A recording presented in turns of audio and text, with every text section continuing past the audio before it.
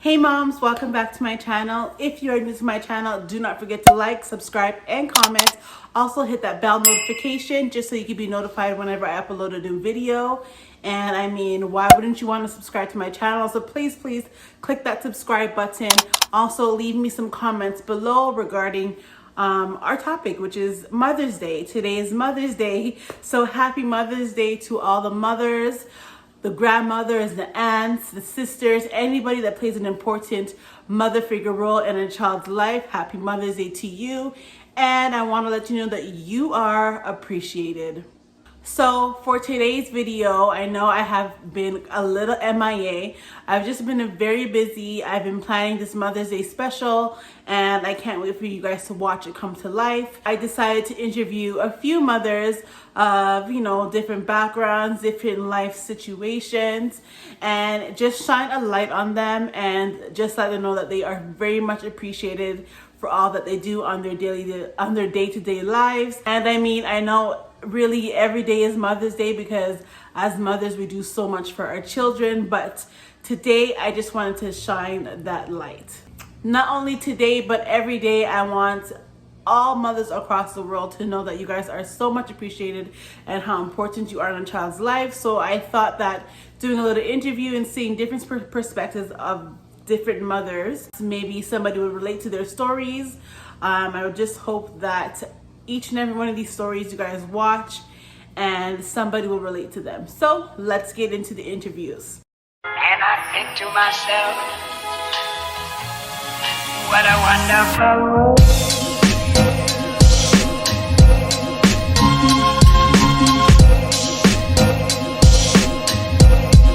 What a wonderful world.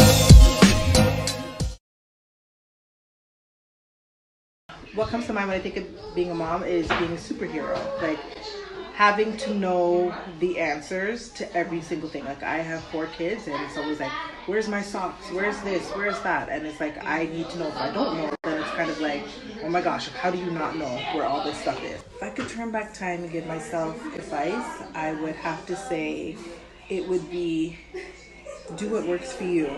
And don't listen to everything that everyone says, because everyone has raised their children differently and used different techniques. I'm going to do what works for me and my children.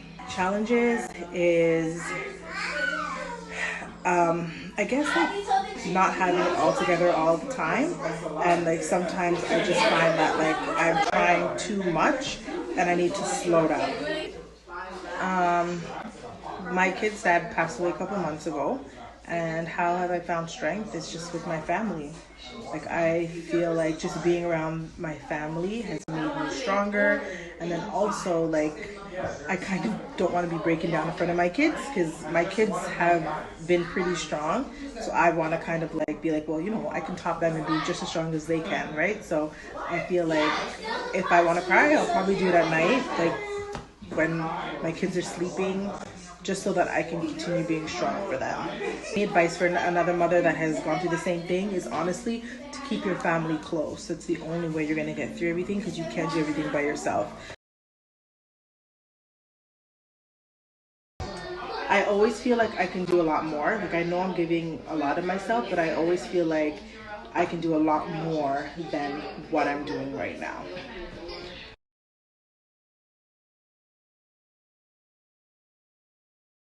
What are some lessons you wished you'd known before having kids, and what would you like to impart to other mothers? Oh, that's a good one. Yeah. I think this might seem kind of like cliche or generic, but don't run yourself to the ground.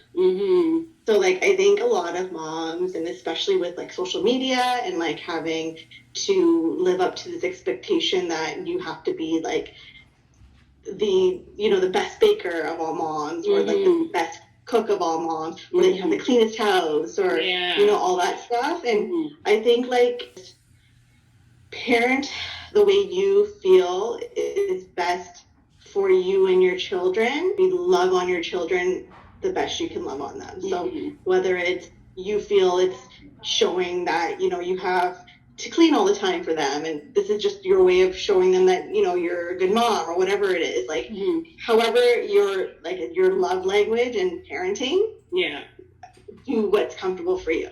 Yeah. Because I think a lot of times there's a lot of pressure on moms to be able to, you know, to have to be that perfect mom. I agree. And I think there's so much pressure there, and it's just love your kids the best way you know how. Yeah. Without any outside influences and expectations and pressure. Between you and your partner, are you guys on the exact same path when it comes to disciplining? No. Is there good cop, bad cop? Like, what are the challenges with that? When we had my daughter, I was 23, he was 24. So we were very young parents. We hadn't really discussed children, right? Like, we hadn't really had an expectation of, you know, when we have kids, this is how I want to discipline them, or I'm going to be the disciplinary parent. I didn't have that conversation. So for me, it was my way of parenting was the best way and the only way.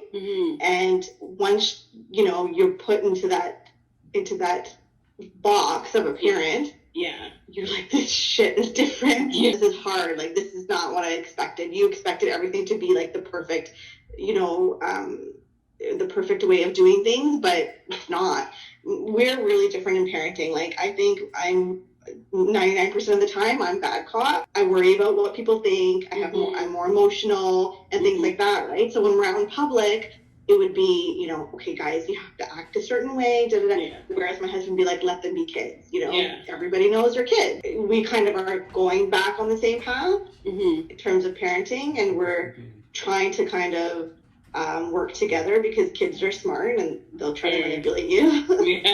This is not going to work unless we work together.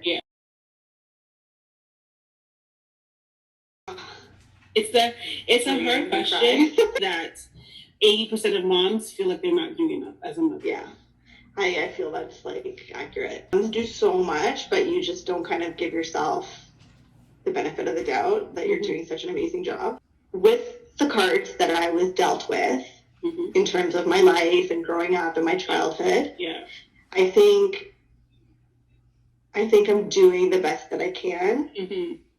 I try to take the best influences from every aspect of my life and bring that into my parenting style. I would say it's hard, yes and no, but I think I am doing the best that I can do with everything that was handed to me and all that was that I learned growing up. There's like a heavy burden on your shoulders as mom, right? Because you want to make sure that you're, you know, taking care of every aspect of your child's life without feeling like you're screwing them up, right? So I think like a lot of times, like we have to cut ourselves some slack and just realize that we're doing the best that we're doing with everything that was handed to us.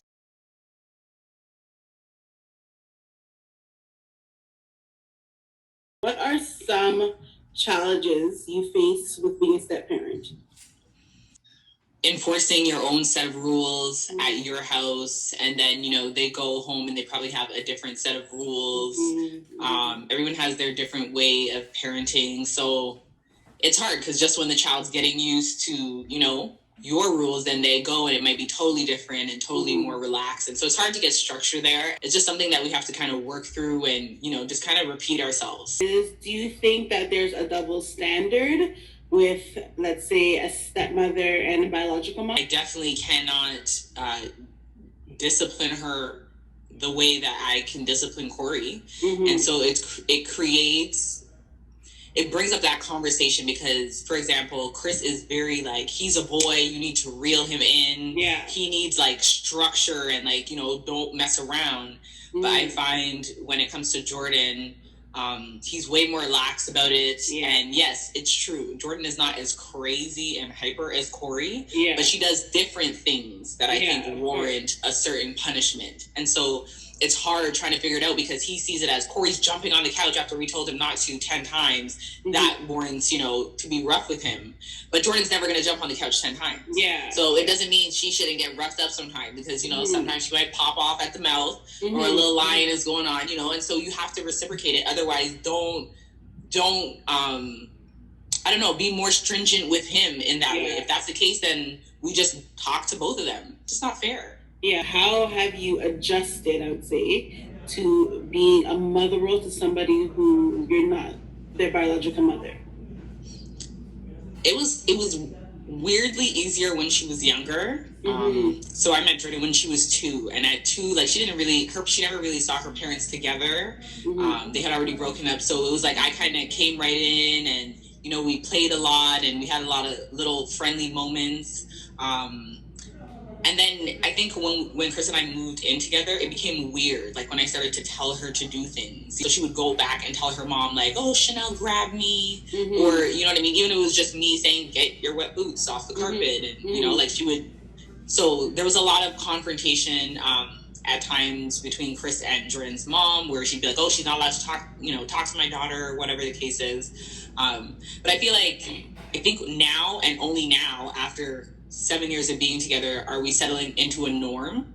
I think that Jordan is now seeing that she can come to me and rely on me for very important things. So schoolwork, she's realizing how important school is, and her grades, being in grade 4. So she knows, like, no matter what, she can come to me, and you know, I'll sit down with her, and we'll get through it. I'm trying to, you know, instill little things in her that she may not thank me for right now, but I know down the line, you know, she'll remember. It's not like an immediate gratification. There's no thank yous most of the time. You know what I mean? And I was overlooked the first couple of Mother's Days. Like, no one thought about me. You know what I mean? It was all about her mom, and she was really young, so she didn't know. But I felt horrible, and I didn't really feel like I got that recognition of being a mother until I had Corey. Being a step parent can be thankless. Do you agree with that statement? Yes, I do. And I mean, I get it. That child already has a mother, but there's so many situations where, you know, it's the opposite. Like, let's say the dad has custody of the child full time and the mom is there. I think it really depends, actually. Let me not say 100% yes. I think it really depends on the situation and who you're dealing with. Because I do feel like if I had walked in on Chris as just a single parent and Jordan's mom wasn't in the picture, I feel like it would have been different. But it was so strenuous trying to co-parent with her that divide was immediately created. What comes to mind when you think about being a mother? I'd say probably being like a nurturer. Like, I never had that, so it's very like new to me to like feel this like warmth and wanting to hug my child all the time and tell them that I love them and laugh with them. Like, you know what I mean? I genuinely have like really good moments with them all the time. Up like that. So I think the nurturing part of it stands out, because I'm like, this is weird, you know, but it's like totally normal to say I love you to your children.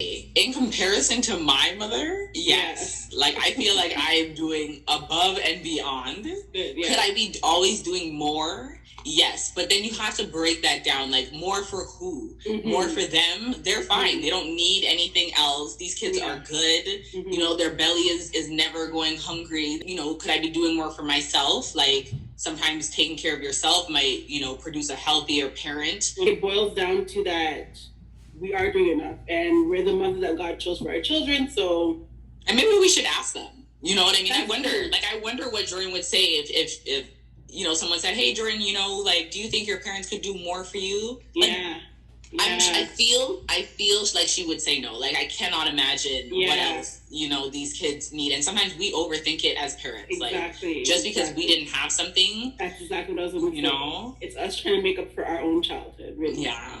That's what I think. Don't get so worked up over little things, you know, and allow yourself some room to kind of grow into the step parent role. It doesn't just come naturally, you know what I mean? And I don't think being a biological mother comes naturally either. Like, I make a lot of mistakes when it comes to Corey, and, you know, as long as you just seek support, rely on the information that's out there. We have way more information than our parents had. So let's use that information and raise a better generation.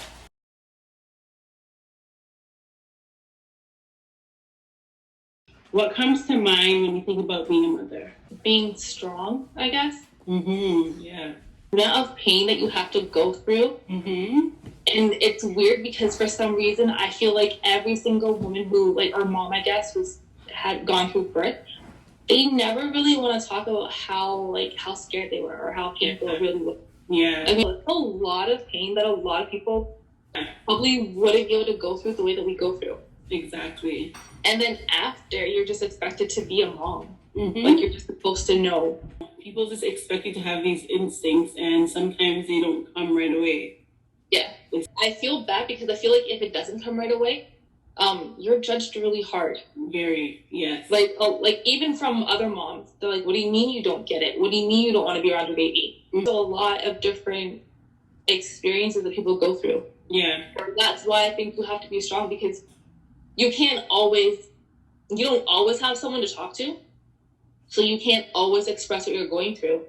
But you never want your kid to see you crying or worried. Always have to show like a brave face.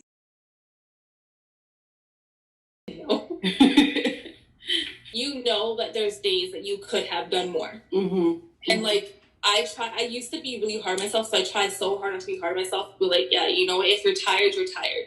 Because I can only give my kids the best version of me if I'm happy. What are some challenges that you deal with being a mom of a child with autism? Okay, I'm gonna cry. It's okay. Don't worry. And it's only because it's not hard with him. It's just a hard topic to talk about with other people. The biggest challenges is other people. I have no expectations of him. Like, I don't mean it in like, I don't expect him to be anything. I just mean like, he's 3. He just turned 4. Do I expect him to go to the toilet? No. Yeah. Do I expect him to have a good day every single day? No. But when I take him out to have fun and I know he's having fun, I can't take the stares of other moms. I can't take the little whispering, because it doesn't even upset me. It's just that like, he can't speak for himself. Yeah. Like, that's what I'm getting, like, you guys are looking at him like something's wrong with him. And there's nothing wrong with him. He's just like, you know, it takes him a little bit longer to do things like that we would expect him to do. It's going to take him a little bit longer. Yeah. But when you're staring at him, he's not dumb. Like, he can tell that you guys are judging him. And people still do that. With like, it's 2020 and we have come so far in medicine and we have all these diagnoses for different things and every child is different. So I can't believe that, like, hearing that you go through that on a regular day-to-day basis. The hardest part we've had is like going out, even when we go to restaurants and he's excited getting his food, or the waiter's taking long and he's hungry, so he's starting to cry. Just staring like, what the hell? And I mean, like, I try to be so peaceful and so nice, so like, I don't go out to cuss people. And like, that's the hard part. It's like, because he can't say anything for himself, so stop staring at my child. And like, it's like, I don't want to stop taking him out, but sometimes like, do I want to go through the hassle? Like, just going to the mall is a hassle. I've gotten to so many arguments with people at the mall, at the splash pad. I'm just like, okay, regardless of his autism or not, you guys are judging a baby. What are the best things about your son that the world doesn't get to see? You know what the weird thing is that when people hear about kids with autism, they always say, oh, I'm so sorry. And then it's like, oh, well, like, they don't show affection. But out of my 3 kids, like, he's so loving. Like, he's so loving. And he's not aggressive. He's such a sweet kid. And, like, he's honestly really smart. And I don't mean, like, autistic smart, or, like, racist smart. I know it's horrible to say, and he's only 4, but he's, like, my best behaved one.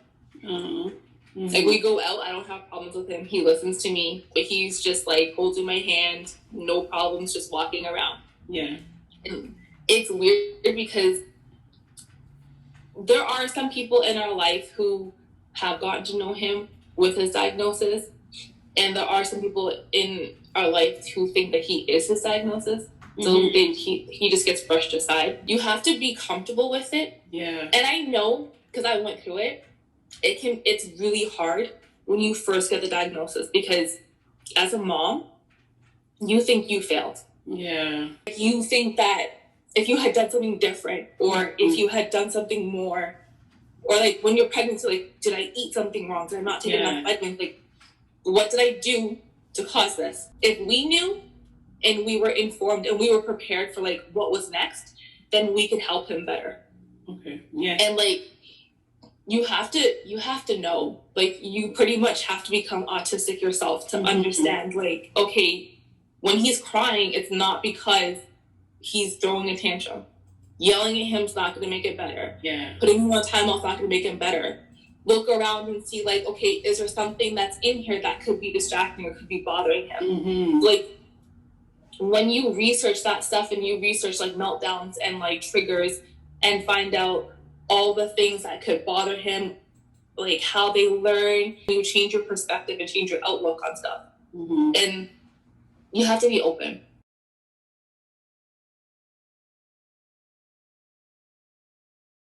Being a mom to me means, I wish somebody told me that it was going to be this hard and how much you're going to struggle with the push and pull of where you need to be and what you should be doing. We never feel like we're doing enough, and in reality, we are. I mean, God has chosen us to bring up this child or these children. If I could give myself advice before becoming a mother, it would be that you don't have to be superwoman.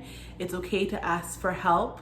A child is gonna make things crazy for you and a mess. I mean, your life is gonna be a mess at points, your house will be a mess at points because of that one little child. But that little mess is something that you've created that is so beautiful and will grow up and will be something so amazing. All in all, I just want all the mothers to know that they are so important in their children's life. I want you to know that you are enough and you're doing enough. Motherhood is the hardest role that anybody has to take on, but we definitely got it. And it's a tough journey, but we're tough too. So hey, motherhood is tough, but so are you. Happy Mother's Day, everybody, and I hope you guys enjoyed this video. Please don't forget to subscribe to my channel. Also comment below on any advice that you have for mothers or just a simple happy Mother's Day, and I hope you really enjoy your day. Bye guys. What a wonderful world.